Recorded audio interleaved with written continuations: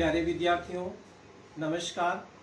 बृहन मुंबई महानगर पालिका शिक्षण विभाग वर्चुअल ट्रेनिंग सेंटर में आप सभी का हार्दिक स्वागत है। आपका वर्चुअल मार्गदर्शक जयप्रकाश आर मिश्रा। चलिए हम सीखने के लिए तैयार हो जाते हैं। आज हम लोग कक्षा 9वीं विषय विज्ञान और प्रौद्योगिकी, जिसको हम साइंस एंड टेक्नोलॉजी बोलते हैं, आज का अपना प्रकरण है सजीवों की जीवन प्रक्रियाएं part 2, life process in living organism. आपके मार्गदर्शक शिक्षक जयप्रकाश आर मिश्रा। तो प्यारे विद्यार्थियों, हम लोगों ने इस पाठ में क्या क्या दिया है। सजीवों की जीवन प्रक्रियाएं, life process in living organism में वनस्पतियों में परिवहन, ट्रांसपोर्टेशन इन प्लांट्स, उत्सर्जन वनस्पति प्राणी और मानव, excretion plants animals and humans, समन्वय वनस्पति और मानव, कोऑर्डिनेशन प्लांट्स एंड ह्यूमंस। तो बच्चों, हम लोगों ने पार्ट 1 वीडियो में क्या क्या सीखा था। हम लोगों ने वनस्पतियों में परिवहन किस प्रकार से होता है और उत्सर्जन में हम वनस्पतियों के उत्सर्जन में होने वाला उत्सर्जन कैसे होते हैं उसके बारे में सीखा था।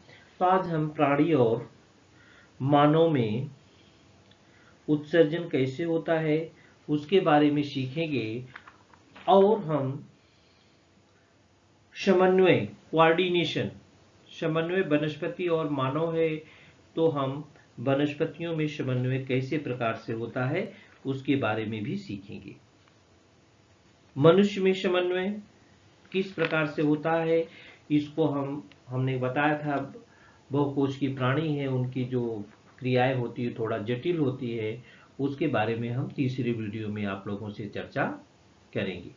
तो बच्चों, थोड़ा सा हम पीछे चलते हैं। उत्सर्जन क्या है? पार्ट 1 वीडियो में हमने देखा था उत्सर्जन सभी, चाहे वो सजीव हो, लिविंग थिंग्स जितने भी हैं, निर्जीव भी है, वनस्पतियां सड़ जाती हैं, गल जाती हैं, उसमें से बदबू आने लगती है, उसका उनका उत्सर्जन ही है। तो सजीवों में अनेक अवांछित घातक पदार्थ जैसे यूरिया, यूरिक अम्ल, अमोनिया तैयार होते हैं और यह पदार्थ अगर शरीर में संचित रहे या शरीर में ज़्यादा समय तक रहे तो गंभीर समस्याएं पैदा हो सकती है, कभी कभी हमारी मृत्यु भी हो सकती है। इसलिए इन घातक पदार्थों को शरीर से बाहर निकालना आवश्यक होता है और इस प्रक्रिया के लिए अलग अलग सजीवों में अलग अलग पद्धति होती है बच्चों। तो अपशिष्ट घातक पदार्थों को शरीर में बाहर निकालने की प्रक्रिया को उत्सर्जन कहते हैं। वनस्पतियों में होने वाले उत्सर्जन के बारे में हम लोगों ने देखा था। कभी कभी देखिए एकाएक पेड़ पौधे से पेड़ माने सारे फल फूल पत्तियां सब क्या होती है, गिर जाती है। कुछ अपशिष्ट पदार्थ भी होते हैं जो हमारे लिए भी फायदा होते हैं, जैसे इसमें रबड़, गोंद या राल दिखाई गई है तो पेड़ पौधों की अपशिष्ट पदार्थ, लेकिन हमारे लिए फायदेमंद होते हैं, उनका हम अपने दैनिक जीवन में उपयोग करते हैं। तो मानव में होने वाला उत्सर्जन किस प्रकार से होता है बच्चों, ये थोड़ी जटिल प्रक्रिया है। आज हम इसमें मानव में होने वाले उत्सर्जन, एक्सर्शन इन ह्यूमन बींग्स में अपनी जो शरीर के अंदर के अंग हैं उनके बारे में हमने कहा। बहुत सारे अंग, जो बाहरी अंग है उस पर हमारा कंट्रोल रहता है, उसको चाहे हम उससे काम लें या न लें, हम उस पर अपना पूरा प्रभाव जमा सकते हैं। लेकिन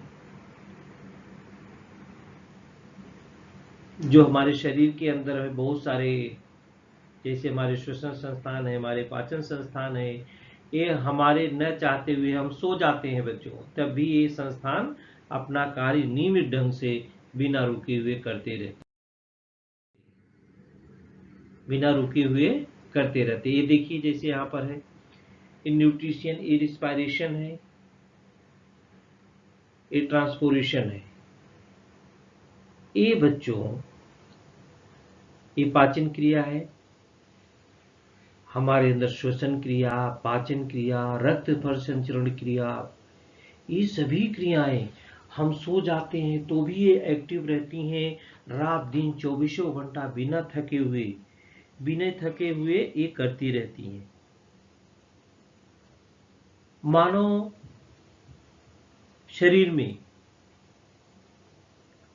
शरीर में विविध क्रियाओं को संपन्न करने के लिए अलग अलग इंद्रिय संस्थान कार्यरत होता है। जैसे भोजन के पाचन के लिए पाचन संस्थान होता है, श्वासोच्छ्वास के लिए श्वसन संस्थान होता है। हमारे शरीर में भोजन का पाचन व उससे ऊर्जा की निर्मित होती है और उस समय शरीर में विविध अपशिष्ट पदार्थों का भी निर्माण होता है। इन अपशिष्ट पदार्थों को शरीर के बाहर निकालना आवश्यक होता है, इसलिए इस कार्य के लिए उत्सर्जन संस्थान कार्य करता है। माने हम भोजन करते हैं, उसका पाचन होता है, पाचन होने समय बहुत सारी क्रियाएं उस पे होती हैं, तब वो पाचन उससे क्या बनता है, ऊर्जा की निर्मित होती है, तब हम विभिन्न प्रकार के कार्य कर सकते हैं। लेकिन ये सब क्रिया होने में अपशिष्ट पदार्थ भी बन जाते हैं और उन अपशिष्ट पदार्थों को जो घातक हैं उसको बाहर निकालना बहुत जरूरी होता है। तो बच्चों, ये कार्य इन अपशिष्ट पदार्थों को शरीर से बाहर निकालने के लिए जो जो संस्थान कार्य करते हैं उसको हम उत्सर्जन संस्थान कहते हैं। ये उत्सर्जन संस्थान जिसको एक्सर्टरी सिस्टम बोलते हैं, कैसे कार्य करता है। उत्सर्जन संस्थान में हमारे अंदर विभिन्न सारे अंग हैं बच्चों। उन्हीं अंगों में है हमारी किडनी, पेयर ऑफ किडनीज। 2 किडनियां हैं हमारे पीठ में नीचे की साइड में। बच्चों अभी हम आप दिखाएंगे कि किडनी आपकी अंदर कहाँ रहती है। एक जोड़ी किडनी होती है बच्चों। कभी कभी आपने सुना है किडनी लोग दान दे देते हैं, कोई बीमार है, किडनी उसकी फेल हो गई है, आप एक किडनी पर भी जीवित रह सकते हैं। जितने भी भाग हमारे शरीर में है, डबल डबल है, उसमें हम एक में भी जीवित रह सकते हैं। तो उत्सर्जन संस्थान में ब्रिक की जोड़ी, पेयर ऑफ किडनी है, ये भी जो उत्सर्जन का काम करती है। दूसरा है मूत्र वाहिनी की जोड़ी, पेयर ऑफ यूरेटरस, इसमें भी 2 जो मूत्र वाहिनी की जोड़ी 2 होती है। और मूत्राशय, ये क्या है, मूत्राशय यूरिनरी ब्लैडर होती है, ये भी उत्सर्जन का काम करती है। और मूत्रोत्सर्जक नलिका होती है, मूत्रोत्सर्जक नलिका, ये जो होती है उत्सर्जन संस्थान के समावेश में आते हैं। अब किडनी क्या होती है बच्चों, आप सभी जानते हैं, किडनी रक्त को साफ सुथरा करती है। हमारा रक्त शरीर के अंदर दिन रात दौड़ता रहता है, तो किडनी का काम क्या है बच्चों, रक्त को शुद्ध करना और जो उसमें अतिरिक्त अनावश्यक पदार्थ हैं उसको अलग कर देना। जो अतिरिक्त अनावश्यक पदार्थ आ गए ब्लड में, उसको अलग कर देना एक किडनी का काम है। ये कैसे काम करती है बच्चों, ये हमारे सबके पास ये सिस्टम है, चाहे वो लेडीज हो चाहे जेंट्स हो। तो कैसे काम करती है तो इसको थोड़ा समझना, बारीकी से समझना। आजकल इंटेस्टाइन के रोग, किडनी के रोग, यूट्रस के रोग, बहुत सारे रोग बच्चों हो जा रहे हैं, केवल किसकी कमी से, हमारे आपकी न समझी की कमी से, समझिए। तो जो पेयर ऑफ किडनी होती है बच्चों, ये देखिए ये मनुष्य है, ये दोनों किडनियां होती हैं पीछे।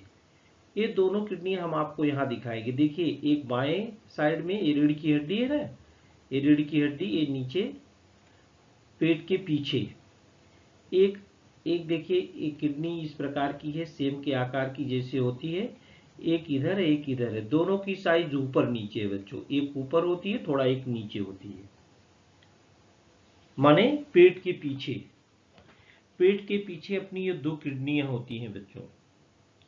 और इनका जो आकार होता है वो देखिए यहाँ पर आकार हम आपको बताएंगे, सेम के बीज जैसा होता है। ये क्या करती हैं, ब्लड को छानती है। ब्लड हमारी नसों में दिन रात दौड़ता रहता है ना, आप सभी जानते हैं।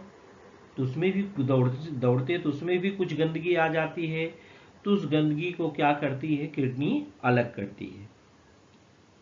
तो जो छानने की मूलभूत क्रिया है, जो घटक ये लोग करते हैं उसको हम नेफ्रॉन बोलते हैं।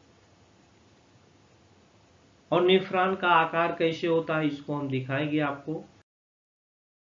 ये देखिए नेफ्रॉन का जो आकार है, ये देखिए यहाँ पर किडनी दिखाई गई है। ये बच्चों एक किडनी देखिए कुछ ऊपर है, एक किडनी कुछ नीचे है। ये दोनों किडनियां हैं, ये सेम के आकार की बीज की तरह होती है बच्चों। इसके भाग के नाम दिए गए हैं। ये इसका देखा बाह्यंग दिया है, ये ब्रिक पिरामिड दिया है, ये ब्रिक धमनी दिया है जिसमें से ब्लड आता है, ये ब्रिक सिरा है, ये गंदा खून है और ये सही खून है। ये मूत्राशय की ओर जाने वाली वाहिनी है, जो अपशिष्ट पदार्थ है वो मूत्र के रूप में बाहर चला जाता है। ये देखिए यहाँ पर ये दोनों नली है बच्चों, ये देखिए ये दो है, आदमी एक पर भी जिंदा रह सकता है। तो ये इसका अधोसिरा बोलते हैं इस भाग को, ये इसका अधोसिरा है। ये देखिए ये ब्रिक धमनी है, ये ब्रिकस्थ ग्रंथि इसको बोलते हैं, ये इसको ब्रिक शिरा बोलते हैं, ये ब्रिक है, ये किडनी है। और ये पृष्ठ महारोहड़ी भाग, ये जो नली है बच्चों ये मूत्र वाहिनी है, इसमें से आती है, ये मूत्राशय है अपना, इसमें इकट्ठा होता है मूत्र। जब ये पूरा भर जाता है ना तो हमको जोर से पेशाब आ जाती है, तो ये मूत्रोत्सर्जक नलिका के द्वारा क्या कर दिया जाता है, बाहर निकाल दिया जाता है। ये इसका बाह्य भाग है, इसका मध्यांग है ये, और इसका ब्रिक द्रोण है ये ब्रिक द्रोण कहलाता है, ये इसका अधोसिरा कहलाता है। तो ये किडनी के बाह्य भीतरी सब नाम दिए गए बच्चों, आपकी किताब में है। तो प्रत्येक नेफ्रॉन में कप के आकार की आकृति होती है बच्चों, कैसी होती है हम दिखाएंगे चित्र में। ये देखिए नेफ्रॉन में, ये देखिए कप है, इसकी आकृति है, ये नेफ्रॉन एक कप की आकार की है, कप जैसा ही है। इसमें इसका ये बाह्यंग है, इसका ये मध्यांग है। अब बच्चों ये ब्रिक है, ये किडनी है, सेम के बीज की तरह ये किडनी होती है, दोनों किडनियां। तो उसमें उपस्थित जो रक्त कोशिकाओं की जाली को, जो रक्त कोशिकाएं की जाली होती है ना, इसको देखो, ये रक्त कोशिकाओं की जाली है, इसको ग्लोमेरुलस बोलते हैं। यकृत में तैयार किया हुआ यूरिया, जो किडनी में यूरिया तैयार होता है वो कहाँ आता है बच्चों, वो रक्त में आता है। और जब यूरिया युक्त रक्त ग्लोमेरुलस में आता है तो उस समय ग्लोमेरुलस में उपस्थित रक्त कोशिकाओं द्वारा रक्त में छनन की क्रिया होती है, और ये यूरिया और तत्सम पदार्थ क्या कर दिए जाते हैं, वहां पर अलग कर दिए जाते हैं। यहाँ पर बोनस संपुट है, ये देखिए इसको नाम कहते हैं बोमस संपुट। क्या बोलते हैं इसको, बोमस संपुट। ये चयनशील पटल से पानी के अणु और अन्य पदार्थ के महीन अणु छिद्र से बाहर निकल सकते हैं। बोमन संपुट का द्रव बाद में नेफ्रॉन नलिका में जाता है, पानी तथा उपयुक्त अणुओं का रक्त में पुनः अवशोषण किया जाता है और बचे हुए अपशिष्ट पदार्थ वाले द्रव्य से मूत्र तैयार होता है। और यह मूत्र आपने जैसा देखा मूत्र वाहिनियों के द्वारा, ये विष्ट है, देखिए विष्ट पदार्थ है, मूत्र वाहिनियों के द्वारा बाहर निकाल दिया जाता है। मूत्राशय जो है पेशीमय होते हुए भी तंत्रिकाओं का पर नियंत्रण करता है, इसलिए हमको बार बार पेशाब नहीं करना पड़ता है, उस पर नियंत्रण रखा जाता है। अब जिसको जैसे कुछ गड़बड़ी आ जाती, कुछ प्रॉब्लम आ जाता है, मूत्राशय नली के द्वारा नहीं निकल पाता, उसको एडिशनल जो नली लगा दी जाती है, तो उसमें मूत्र तब रुकता नहीं है, वो जितना भी मूत्र तैयार होता है क्षनित होता रहता है, उतना उतना निकलता रहता है। तो मानव में वृक्क के उत्सर्जन का एक प्रमुख अवयव है किडनी। बच्चों, इसमें दायां वृक्क बाएं वृक्क की अपेक्षा थोड़ा नीचे होता है। प्रत्येक वृक्क में साधारणतः 10 लाख नेफ्रॉन्स होते हैं। साधारण व्यक्ति के शरीर में लगभग 5 लीटर रक्त होता है, जो प्रतिदिन ये किडनी हमारी कितनी बार छानती है बच्चों? 400 बार छाना जाता है। और ये किडनी जो होती है एक दिन में 190 लीटर रक्त जो छानती है, 190 लीटर। और 190 लीटर छाने की बच्चों ना, तो उसमें से मूत्र कितना निकलता है? 1 से 1.9 लीटर, मतलब 2 लीटर तक निकलता है। बचा हुआ द्रव पदार्थ पुनः अवशोषित कर लिया जाता है। तो किडनी, हमारे शरीर में किडनी का बहुत बड़ा रोल है बच्चों। ये ब्लड को ही शुद्ध करती है, और जो अपशिष्ट पदार्थ है उसको क्या करती है? बाहर निकाल देती है।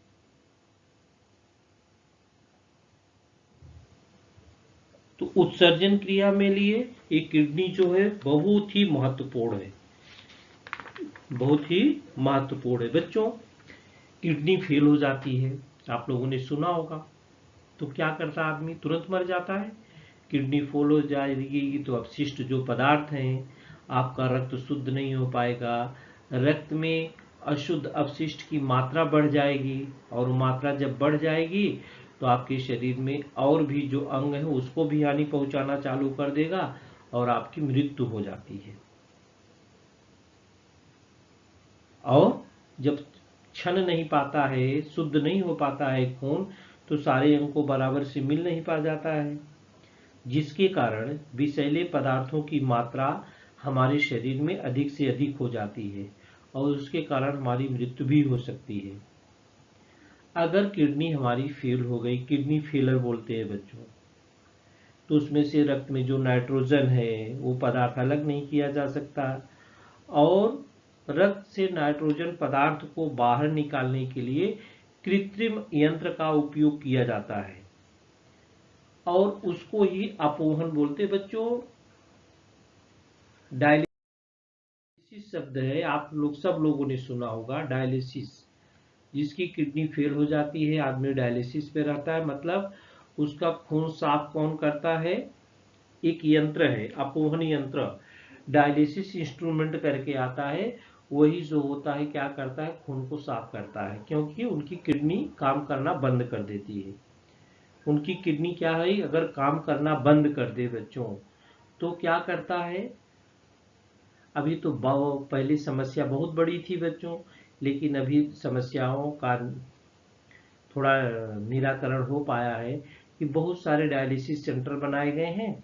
आप वहां पर चले जाइए, 1 घंटे 2 घंटे में आपका काम हो जाता है, और आप किसी को, जिसको ज़्यादा माने अपशिष्ट पदार्थ हो जाता है, जब अपशिष्ट पदार्थों की संख्या अपने अंदर ज़्यादा हो जाती है तो जल्दी जल्दी माने डेली का डेली भी कराना पड़ता है, किसी किसी का हफ्ते में होता है, किसी किसी का वीकली में 2 डेज होता है, ऐसे ही चलता रहता है। तो बच्चों, ये डायलिसिस कैसे होता है हम आपको बताने की पूरा कोशिश करेंगे। ये देखिए डायलिसिस है, ये सिरा है, ये सिरा है ब्लू कलर वाली, और ये लाल कलर वाली धमनी है। इसमें तो देखिए ब्लड है, धमनी है, और ये करता क्या है? ये धमनी वाला देखिए लाल वाला, ये रक्त पंप में जाता है, ये रक्त पंप है, और इसके बाद ये अपोहन द्रव में नलिका के प्रवाहित होने वाला रक्त यहाँ पर इसको शुद्ध किया जाता है। शुद्ध करके ये फिर कैसे आती है? ये देखिए इसी धमनी में फिर चला जाता है इधर से, इधर से आ रहा है, इधर से जा रहा है। ये प्रक्रिया, इसको बोलते हैं वायु शोधक, इसको भी बोलते हैं, ये अपोहन यंत्र है। और उपयोग हुआ अपोहन द्रव्य ये देखिए यहाँ पर इकट्ठा हो जाता है, जो उसका अवशिष्ट पदार्थ है। तो बच्चों इस प्रकार से जो क्रिया होती है, एक बार में 500 ml रक्त जो होता है उसमें भेजा जाता है उपकरण में, 500 ml। और 500 ml रक्त जो होता है वो शुद्ध करके पुनः रोगी के शरीर में भेज दिया जाता है। फिर वो यंत्र क्या करता है, शुद्ध नहीं लेता है रक्त, जो अशुद्ध रक्त लेता है, फिर 500 मिलीलीटर लेता है और फिर उसको शुद्ध करके फिर अपने उसके शरीर में भेज दिया जाता है। इस प्रकार देखिए डायलिसिस यहाँ पर एक क्रिया दिखाई दे रही किस प्रकार से होती है बच्चों। ये देखिए यहाँ पर हो रही क्रिया, ये शुद्ध होकर प्यूरिफाई होकर के फिर इधर भेज दिया जाता है और को जो उसका अवशिष्ट पदार्थ है यहाँ पर संग्रहित कर लिया जाता है।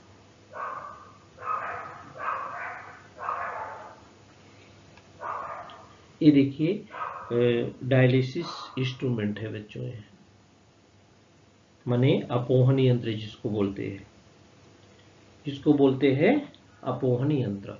इस प्रकार से जिसकी किडनी फेल हो जाती है वो जो होता है डायलिसिस कराने जाता है। माने डायलिसिस में क्या होता है, अपना खून शुद्ध कराने जाता है, खून में जो अशुद्धियां हैं उसको निकलवा देता है, तो खून अपना काम बराबर करता रहता है।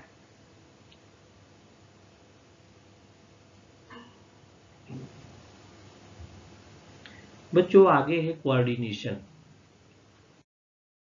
कोऑर्डिनेशन मीन्स होता है समन्वय, माने तालमेल। बच्चों आपने साइकिल चलाया है, जब आप साइकिल सीखते रहते हैं तो लेकर के साइकिल गिर पड़ते हैं, लेकिन थोड़ा बड़े हो जाते हैं तो एकदम बढ़िया से साइकिल चला लेते हैं। आप खाना खाते हैं, कभी कभी आपकी जीभ कट जाती है, दांत जीभ के ऊपर आ जाता है। सोचा है ऐसा क्यों होता है? जब सारे अंग जो है सब एक साथ कार्य कर रहे हैं और उन अंगों में अगर तालमेल नहीं रहेगा तो कोई न कोई घटना घटती ही रहती है। कभी कभी आप लोगों ने देखा है, आप खाने को खूब कूच कर खा रहे हैं और कभी कभी अन्न नलिका में से खाना अंदर जाता ही नहीं है, तो क्या करना पड़ता है, हमको पानी पीना पड़ता है। इसका मतलब क्या है कि तालमेल बराबर नहीं है। हमारा आपका ही तालमेल बिगड़ जाएगा तो झगड़ा हो जाएगा।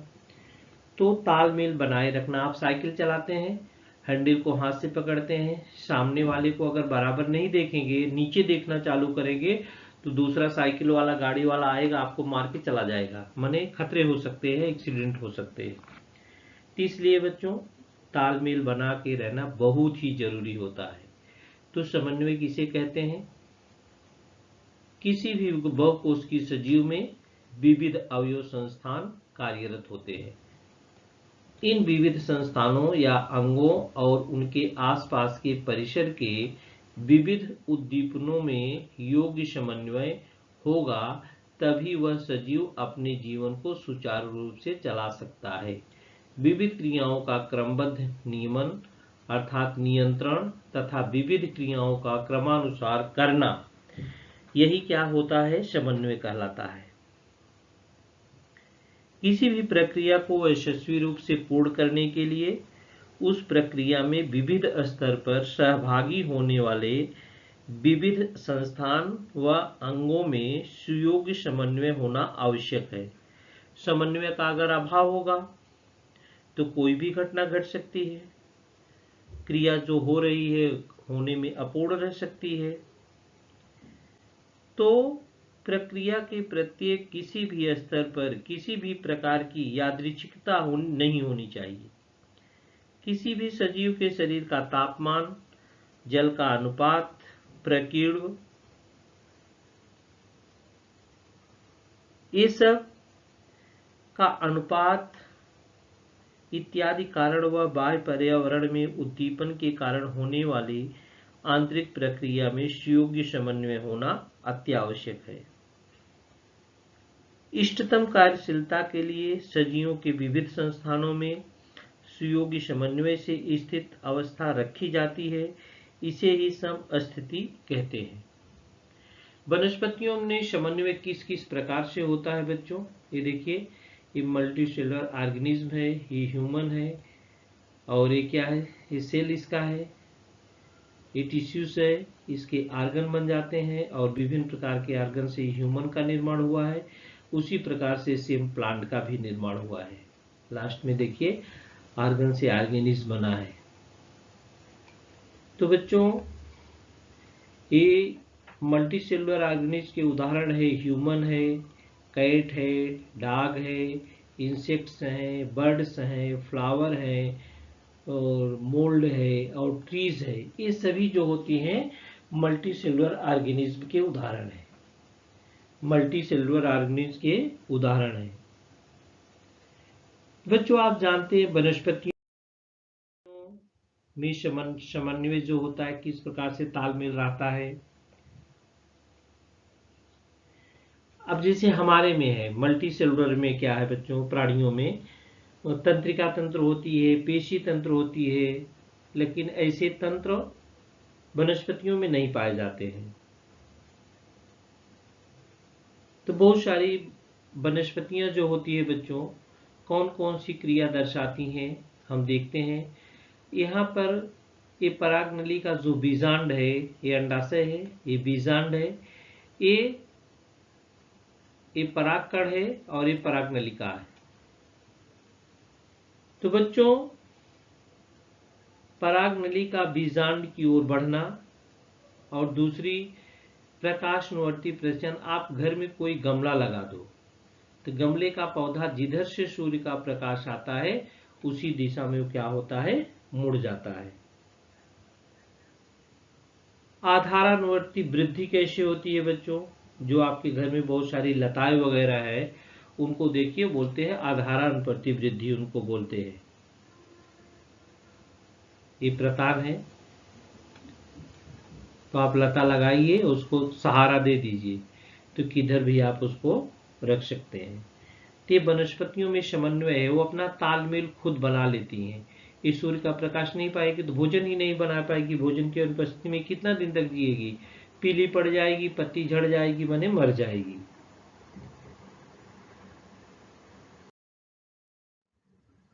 वनस्पतियों में जो समन्वय है बच्चों, अनुवर्ती गतिविधि। अनुवर्ती गतिविधि माने वायु उत्तेजना से प्रेरित पौधे की किसी हिस्से की गतिविधि अथवा वृद्धि को अनुवर्तन या अनुवर्ती गतिविधियां कहते हैं। ये देखिए, इसकी अनुवर्ती गतिविधियां हैं। दूसरा है प्रकाशानुवर्ती, प्रकाशानुवर्ती गति। बच्चों, ये देखिए, ये वनस्पतियां हैं, जिधर ही सूर्य का ही प्रकाश है ना, इधर से जिधर से ही प्रकाश आएगा उधर ही मुड़ जाती हैं। जिधर से प्रकाश आएगा उधर ही क्या होती है, मुड़ जाती हैं। तो पौधे द्वारा प्रदर्शित इस गति को प्रकाशानुवर्ती गति कहते हैं। वनस्पतियों में जड़ संस्थान भी होते हैं बच्चों, बढ़ती हैं। उस प्रत्यात को हम गुरुत्वानुवर्ती गतिविधि कहते हैं, ये देखिए। और दूसरी है जलानुवर्ती गतिविधि। ये देखिए, ये जड़ों से पानी को क्या करती है, खींच ले रही हैं, और ये अपने तने को पहुंचा रही है। तो विशिष्ट रसायनों द्वारा पौधे की किसी भाग में होने वाले प्रत्याद को रसायन अनुवर्तन कहते हैं।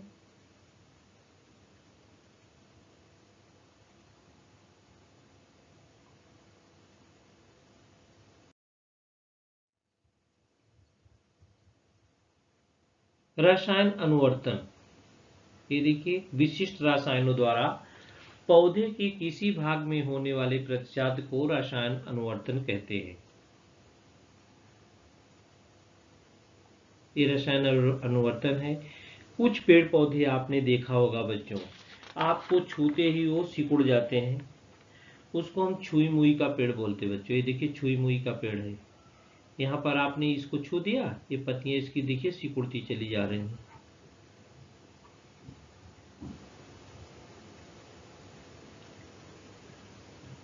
वाले आपने तो छुआ यहाँ था, लेकिन जो गतिविधि यहीं हो रही है वही गतिविधि यहाँ भी हो रही है। माने जो गतिविधि आपने जहां पर स्पर्श किया था हो रही थी, वही गतिविधि पूरे पत्ते में हो जाती है। तो इसका मतलब है कि वनस्पतियों में भी जानकारी एक स्थान से दूसरे स्थान को जाती है बच्चों। इसका एक स्थान से दूसरे स्थान तक पहुंचाने के लिए वनस्पतियां रासायनिक आदेश का उपयोग करती हैं। और अपने आकार में इनकी पत्तियां देख रहे हैं, इसका आकार भी बदल जा रहा है। तो इनके आकार में, पत्तियों के आकार में थोड़ा परिवर्तन भी हो रहा है। विशिष्ट गतिविधियों द्वारा वनस्पतियों की वृद्धि नहीं होती। ये देखिए, दूसरा है वीनस प्लाइट्रम। ये है कमल का फूल। ये देखिए कमल का फूल है और ये गुल मेहंदी। वीनस प्लाइट्रम इस वनस्पति में कीटकों को फंसाने के लिए, देखिए कीटक को फंसाने के लिए, और देखिए फूल जैसा दिखने वाला फूल बेधी सुगंध वाला एक पिंजरा होता है। जब भी कीटक उस पर बैठता है, देखिए जब एक पिंजरा क्या हो जा रहा है, बंद हो जा रहा है, मतलब कीटक को फंसा रहा है। वनस्पति द्वारा उस कीटक का पचन कर लिया जाता है। कमल का फूल है, ये तो निशिगंधा का फूल है, रात में खिलता है। निशिगंधा रात में खिलती है, कमल का फूल सुबह में खिलता है। कीटक का स्पर्श होते ही ड्रासेरा इस कीटभक्षी की वनस्पतिवत पत्तों के तंतु अंदर की तरफ मुड़ जाते हैं और वो कीटक को चारों तरफ से क्या करते हैं, घेर लेते हैं। गुल मेहंदी में भी योग्य समय आता है तो उसमें फल आते हैं और उसका बीज सर्वत्र जो क्या हो जाता है, फैल जाता है। तो बच्चों ये सारी चीजें क्या थी कि वनस्पतियों में समन्वय कैसे, तालमेल उसमें होता है। वनस्पतियों में तालमेल किस प्रकार से होता है, इसके बारे में हम लोग सीख रहे थे। आगे तीसरे पार्ट में हम बच्चों मनुष्यों में समन्वय कैसे होगा उसके बारे में हम लोग सीखेंगे। तो बच्चों आज हम लोगों ने उत्सर्जन के बारे में सीखा, इसमें जो बहुत ही कठिन है ह्यूमन बीइंग में उत्सर्जन बच्चों। जिसकी किडनी खराब हो जाती है, डायलिसिस करवाता है। डायलिसिस कैसे होता है उसको हमने दिखाना है। आप नेट पर जा करके किडनी का अगर फंक्शन डाल के देखोगे बच्चों अपने फोन में, तो आपको एकदम स्पष्ट दिखेगा। तो इस वीडियो में बच्चों आज के लिए इतना है।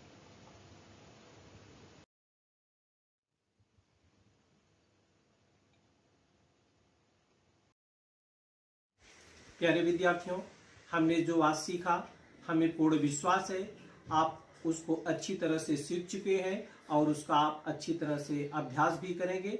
आज के लिए इतना ही, धन्यवाद।